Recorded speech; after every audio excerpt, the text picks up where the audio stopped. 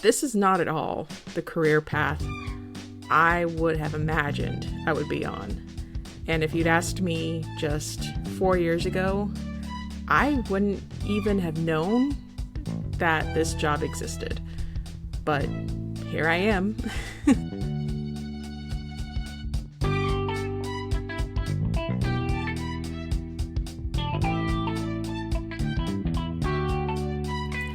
Hello, welcome to the Dessert Island. I'm Alicia, and I'm the creator and founder of the Dessert Island food blog. I've created this podcast as an extension of the Dessert Island brand that I am building.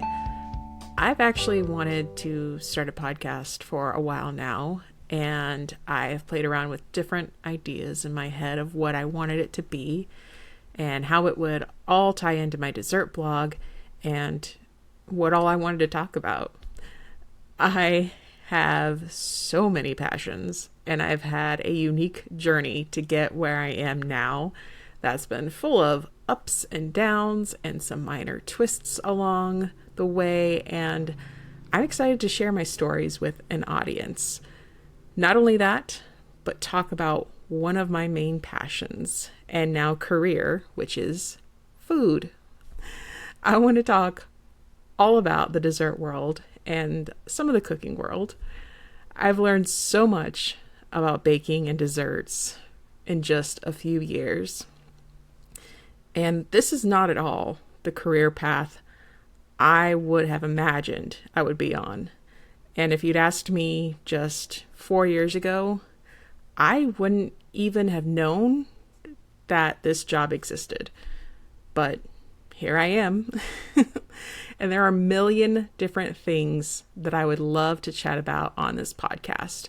And there are so many amazing people that I would love to bring on to chat with. These are going to be small business owners, bloggers, writers, moms, dads, all around awesome people that I am fortunate to have in my circle. So, to tie it all back to the theme of a dessert island, my initial vision for this extension of the brand is a welcoming place where we can talk about our favorite desserts and comfort food, the kind of food that you'd want to have with you on a desert island. Island just makes me think of a happy place where I'm surrounded by my favorite things and people. People who have shaped me or bring me joy to be around or shown me the path that I'm on now and continue to inspire me and encourage me to grow and step outside my comfort zone and learn new things. So that's what this podcast is going to be about. And after each episode, there's going to be a link to the Dessert Island blog recipe that we discuss. Yes, we are going to talk about recipes on my blog. And that link is going to enable you to go check it out and make it for yourself. If it sounds like something that you just have to have. This first episode is just me. And you may be wondering who I am and why I have a dessert blog and why this is such a passion of mine. It's really hard for me to describe the journey I took to get to this point in my life. And I'm not going to tell you my whole life story today, but I do need to take you back 31 years ago. That was a long time ago. When I was 8 years old, I made the decision that I wanted to be an actress when I grew up. I was doing these plays over the summer in my hometown of Irving, Texas, and I loved acting. So I continued with theater in middle school and high school, and then I auditioned for a drama school in Los Angeles because I wanted to be in movies. I got in and made the big move to LA from Texas when I was only 18. At drama school, I carried around an automatic point-and-shoot film camera to document my time there. Now, this is 2004, 2005, so digital cameras were new and phone cameras weren't a thing at all. I would shoot a roll of film every week or two and take it down to the local Save-On, I don't think it's there anymore, to get it developed. I remember one time this guy asked why I didn't just get a digital camera, and at that point I didn't want one, nor could I afford one.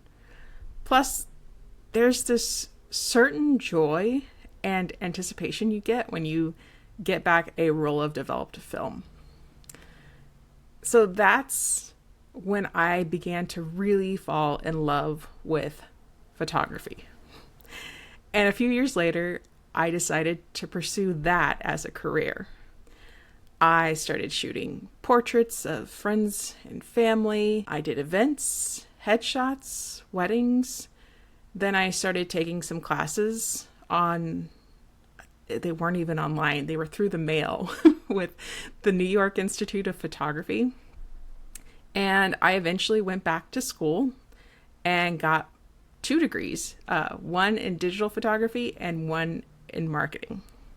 So moving this story along, let's jump to 2021. I was having a bad time as a product photographer in the corporate world. So I ended up quitting my job and exploring other photography projects.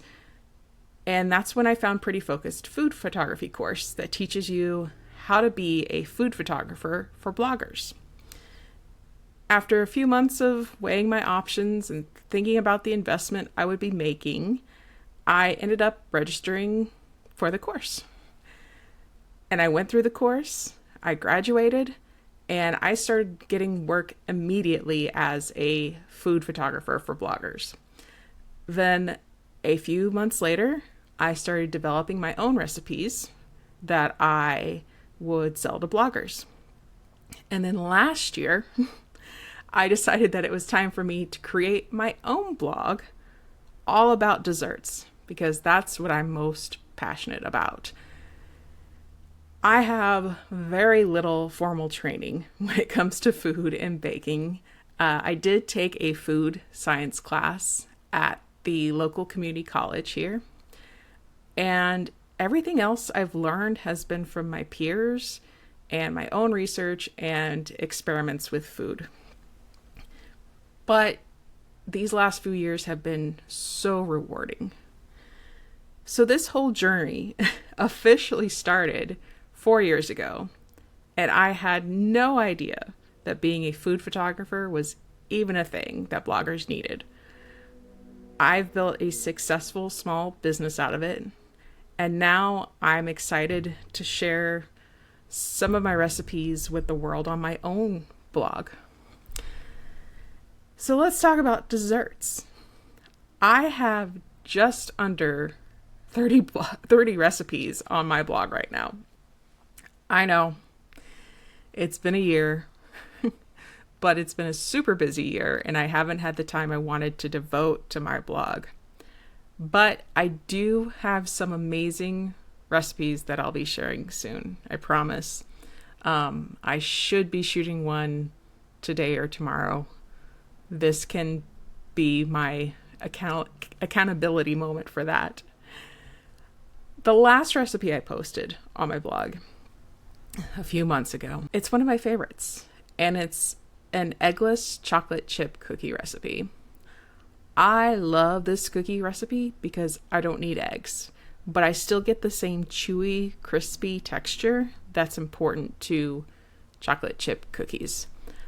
I'm pretty sure my husband and I devoured these within a few days of me making them. Let's talk about some food science. So cookies mainly use eggs as a binder to keep all of the ingredients together from spreading too far or from falling apart. That's why most cookie recipes are only going to call for 1 or 2 eggs. But I created this recipe at the beginning of 2025 when egg prices were ridiculously high. So instead of using egg, I use cornstarch, which is a caking agent that's going to help keep the ingredients together as they bake.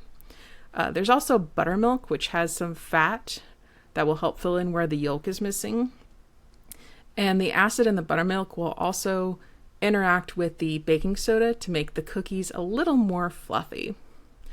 I'm also using light brown sugar and not dark brown sugar.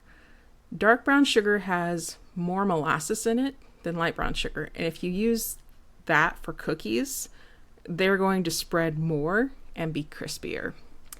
There's nothing wrong with that if that's what you prefer, but just letting you know that those two ingredients are not interchangeable. So if you are looking for an amazing chocolate chip cookie recipe, you have to give this one a try. It's on the Dessert Island blog under Eggless Chocolate Chip Cookies.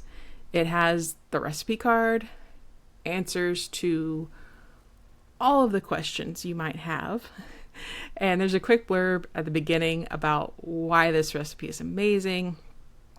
Also a jump to recipe button at the top if you just want the dang recipe. I promise I don't overfill my blog posts with a bunch of information about my great-grandmother or how she lived in East Texas. I'll save those stories for the podcast and tell you all about her and my experiences in East Texas here. So, one thing I do want to do on this podcast when I start having guests, I want to start asking them 3 questions at the end of each episode. I don't know if any of you are familiar with the show Inside the Actors Studio with James Lipton, but he would ask his celebrity guests at the end different questions like, what's your favorite swear word? Or if heaven exists, what do you want God to tell you when you get there? I'm not going to ask those questions, but I do want to ask questions that pertain to the Desert Island theme that I am growing. So the first question, what dessert would you want if you were stranded on a desert island? And for me, that answer is Rocky Road ice cream. But it has to be a specific kind of Rocky Road ice cream. I don't like it with the mini marshmallows. I want the marshmallow fluff or the marshmallow cream swirled into the chocolate ice cream. Haagen-Dazs makes one that is my absolute favorite. And this question was actually really hard for me to come up with an answer because I get tired of food so quickly. So I had to come up with a dessert I knew I wouldn't get tired of if I was stranded on a desert island. Now, the next question I want to ask is, what is one ingredient that you would want on that island?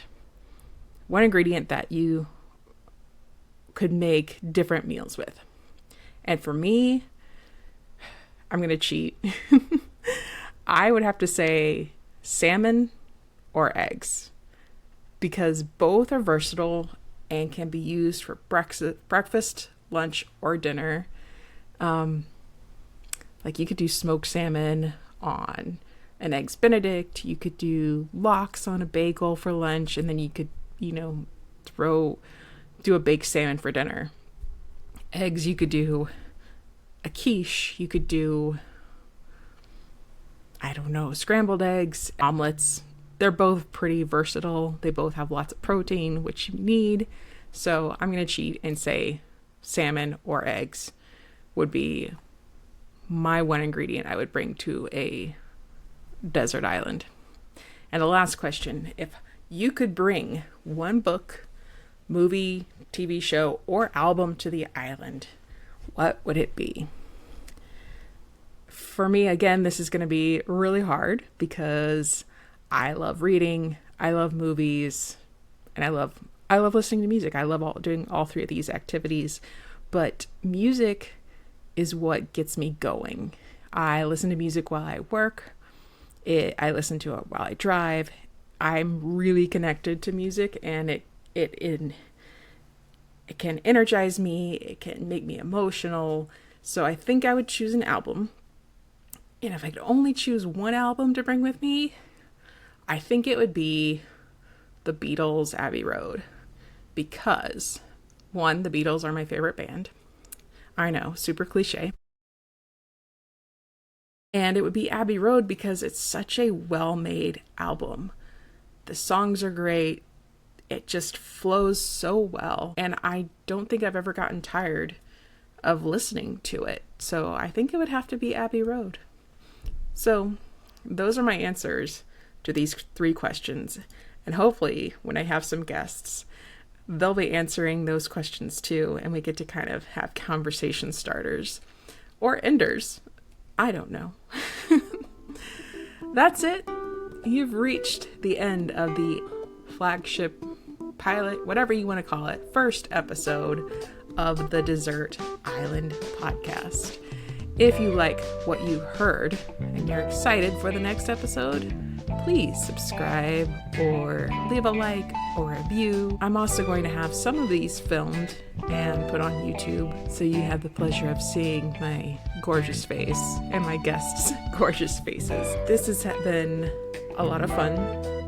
I'm very excited. I'm very nervous for this first episode, but I'm even more excited for the next episode. Thank you for joining me today. Take care, everyone. Bye.